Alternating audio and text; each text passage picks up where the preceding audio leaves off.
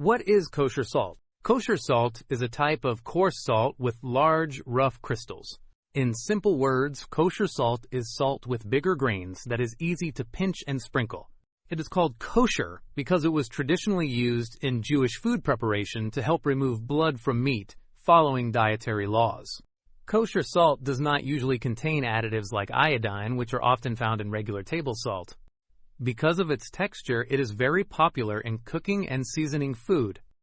For example, chefs often prefer kosher salt for seasoning. This means they like it because it is easy to control when adding to food. Kosher salt dissolves well and gives a clean, mild, salty taste.